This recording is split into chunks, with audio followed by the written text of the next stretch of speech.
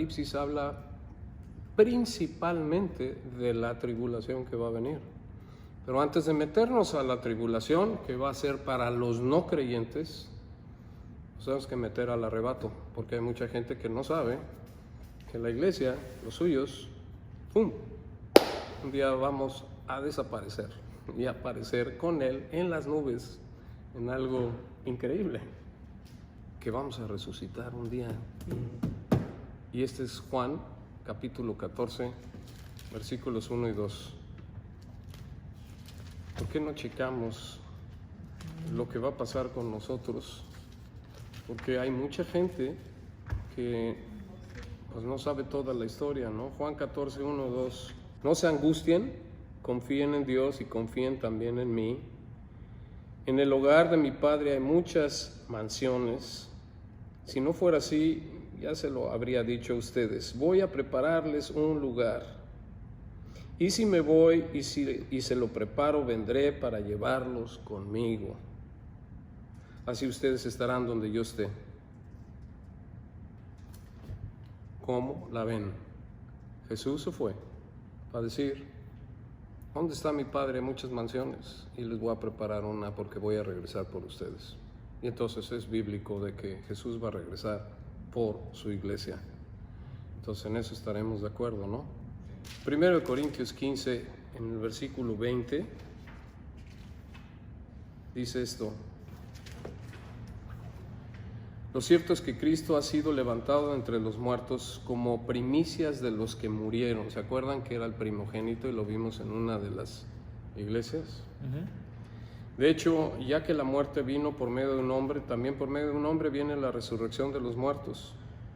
Pues así como en Adán todos mueren, también en Cristo todos volverán a vivir.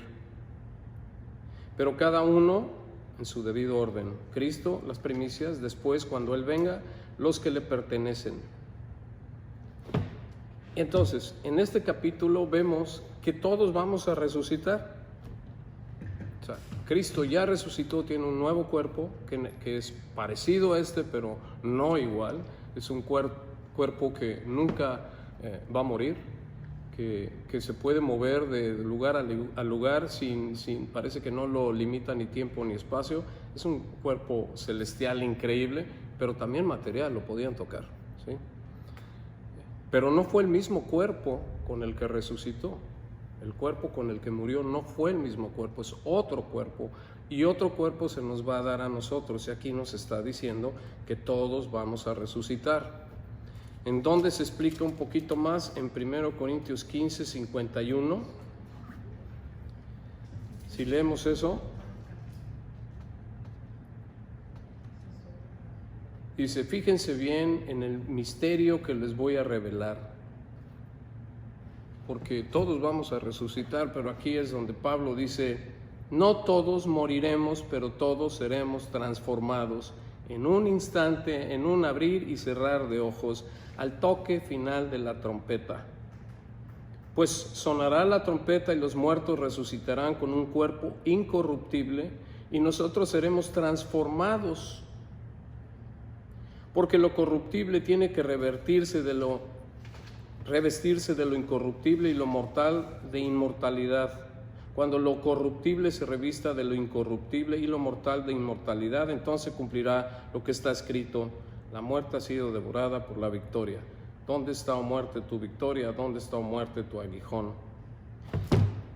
Entonces lo que nos está diciendo Dios en pocas palabras es: oh Jesús, ¿dónde está mi Padre? Muchas mansiones, voy a regresar por ustedes. Todos van a resucitar, los que han puesto su fe en mí van a resucitar, pero no todos van a morir. Algunos van a transformarse nada más. Eso quiere decir que si Jesús regresa en estos tiempos y nosotros somos su iglesia, no vamos a morir, sino nos va a arrebatar. Ese es el arrebato. De ahí está hablando Pablo de un secreto que no sabía nadie, de que no todos van a morir, algunos van a ser arrebatados, que es la iglesia cuando Jesús regrese. ¿Y en dónde podemos ver también eso más claramente? En 1 de Tesalonicenses 4, en el versículo 13. Dice, hermanos, no queremos que ignoren lo que va a pasar con los que ya han muerto, para que no se entristezcan como otros que no tienen esperanza.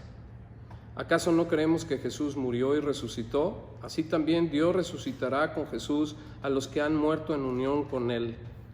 Conforme a lo dicho por el Señor, afirmamos que nosotros, los que estemos vivos y hayamos quedado hasta la venida del Señor, de ninguna manera nos adelantaremos a los que hayan muerto.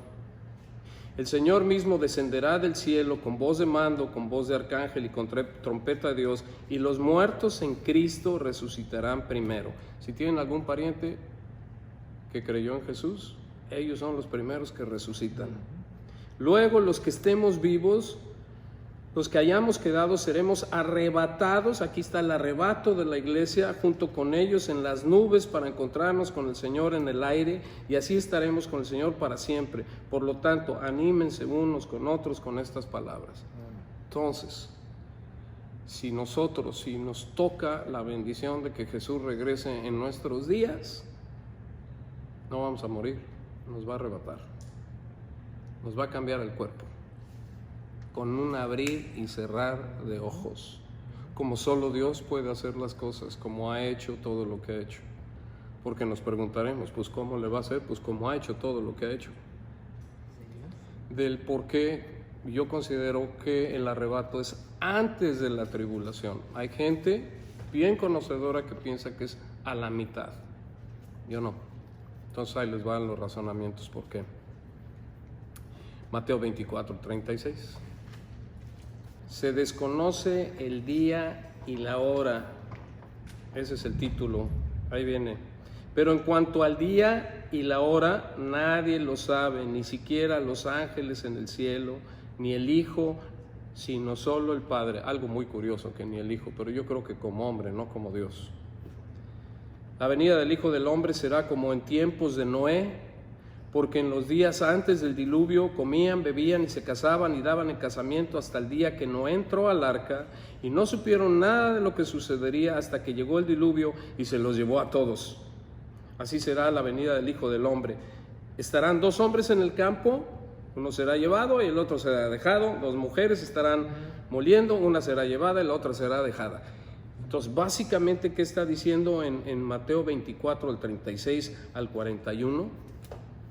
Que va a ser sorpresa, que va a ser sorpresa. Y si fuera a la mitad de la tribulación, ya no sería sorpresa, porque el anticristo no se va a presentar a los 3 años y medio, porque la tribulación dura 7 años. El anticristo no se va a presentar a los 3 años y medio, a los 3 años y medio desacra el templo. O sea, quiere decir que ya lo están viendo, ya están viendo la gente a un líder que está destacando. Aunque la tribulación no es tan intensa los primeros 3 años y medio, los segundos 3 y medio es tremenda, pero seguro ya están viendo a un líder que está destacando. Y todo el mundo diríamos, es él. Y si ya sabemos que es él, entonces ya no es sorpresa. Y ya sabemos cuándo regresa Cristo, porque sabemos exactamente que dura 7 años. Entonces, una de las razones es de que es sorpresa.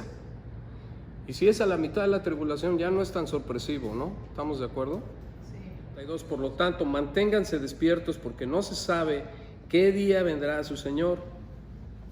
Pero entiendan esto: si un dueño de casa supiera a qué hora de la noche va a llegar el ladrón, se mantendría despierto para no dejarlo forzar la entrada. Por eso también ustedes deben estar preparados, porque el Hijo del Hombre vendrá cuando menos se lo esperen. Es otro llamado de atención para la iglesia. Jesús va a regresar, nos va a arrebatar. Primero de Tesalonicenses 5, en el versículo 1 al 11, a ver qué nos dice esto, porque todo esto nos está dando información de qué va a pasar. 5:1. Ahora bien, hermanos, ustedes no necesitan que se les escriba acerca de tiempos y fechas, porque ya saben que el día del Señor llegará como ladrón en la noche. Lo vuelve a repetir ahora Pablo, no nomás Mateo. Cuando estén diciendo paz y seguridad, como puede ser hoy en día, vendrá de improviso sobre ellos la destrucción, como le llega a la mujer encima los dolores de parto. De ninguna manera podrán escapar. Ustedes, en cambio, hermanos, no están en la oscuridad para que ese día los sorprenda como un ladrón. Todos ustedes son hijos de la luz y del día. No somos de la noche ni de la oscuridad. No debemos, pues, dormirnos como los demás, sino mantenernos alerta y en nuestro sano juicio. Los que duermen, de noche duermen, y los que se emborrachan, de noche se emborrachan. Nosotros, que somos del día, por el contrario, estemos siempre en nuestro sano juicio, protegidos por la coraza de fe y del amor, y por el casco de la esperanza de salvación. Pues Dios no nos destinó a sufrir el castigo, sino a recibir la salvación por medio de nuestro Señor Jesucristo. Él murió por nosotros para que en la vida o en la muerte vivamos junto con Él. Por eso anímense y edifíquense unos a otros tal como lo vienen haciendo. Y bueno, esto es nada más un recordatorio de Pablo, de lo mismo que dijo Mateo. Nos va a llegar como el ladrón en la noche. El arrebato es sorpresivo. El arrebato no puede ser a la mitad de la tribulación, porque ya no sería tanta sorpresa. Entonces, por eso hay muchos que estamos en el mismo campamento, como tú, Rocío, de que es antes de que suceda la tribulación. Y una de las razones principales de eso es a partir del capítulo 4 del Apocalipsis, nunca más se habla de la iglesia. La iglesia se salió, la iglesia está fuera. ¿Por qué Apocalipsis no vuelve a hablar de la iglesia? Porque la iglesia, cuando entra la tribulación, ya está fuera. Es otra razón.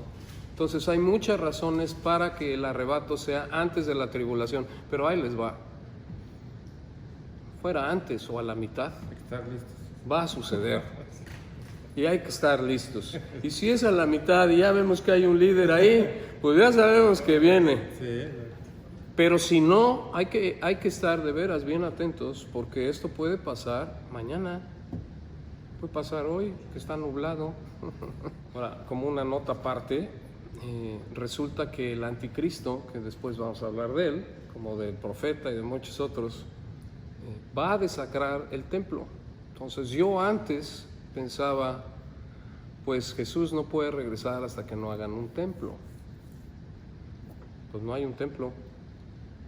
Pero va a desacrar el templo a los 3 años y medio, no entrando. Y claro que hoy en día pueden hacer un templo en menos de 3 años. Tienen toda la tecnología para hacer un templo en menos de 3 años. Entonces no hay nada que detenga la segunda venida de Cristo. Yo pensé que era, hagan el templo. No. Nos podemos ir y después hacen el templo. Es más, los judíos están esperando que se haga el templo ya. No hay nada que detenga a Jesús de regresar y regresar pronto. ¿Qué opinan? Las escrituras se van a cumplir. Sí. La profecía ya está. Sí. Una pregunta, ¿por qué dice que tenemos que estar vigilantes como las vírgenes esperaban, vigilantes a que, o sea, si finalmente, por ejemplo, si somos buenos cristianos, si estamos haciendo lo correcto, no que no duermas, ¿no? O sea, ¿a qué se refiere eso de estar vigilantes? Bueno, no se refiere a no dormir, se refiere a estar caminando bien con Él. A no, mañana lo hago.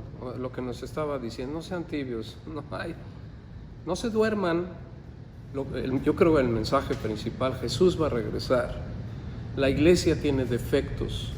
Nos está diciendo, cambien, arrepiéntanse, porque una, o los disciplino, o dos, voy a regresar y los voy a agarrar de sorpresa. Y se van a perder muchas recompensas. Entonces Dios no quiere que nos perdamos eso. Entonces el estar alerta es el ver su palabra y decir, voy a hacer lo que me estás pidiendo de hacer porque sé que pueden pasar esas dos cosas, ¿no? Ande, Barbie. Estar en todo momento, estar conscientes y pensando que ahorita puede llegar.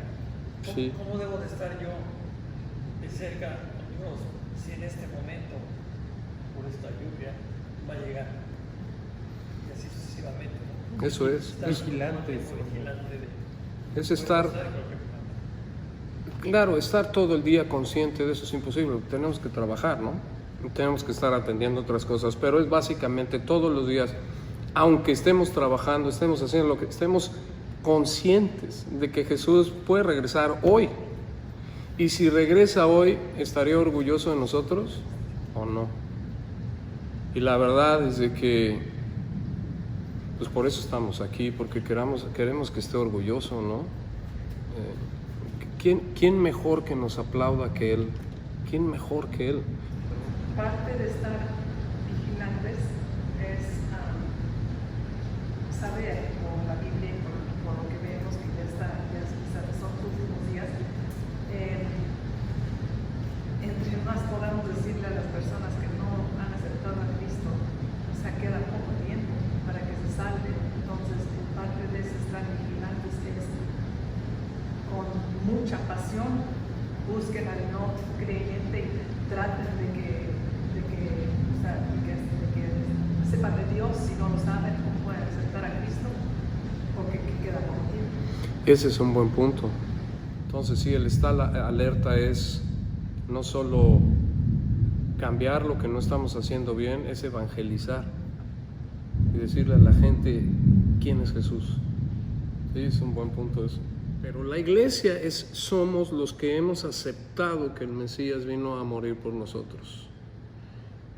Y no vamos a ponerles denominaciones. Sí, no, por eso decía la iglesia. Es la iglesia, que nos vamos a sorprender de algunos que están ahí y de otros que por qué no están. La iglesia no son las denominaciones, la iglesia es el que ha puesto su fe en Cristo. Y a nosotros, porque yo ya sé que yo ya la puse y ustedes también, nos está diciendo, cambien lo que tienen que cambiar, esténse alertas, agarren gente y tráiganla a mi reino. Eso es lo que tenemos que hacer.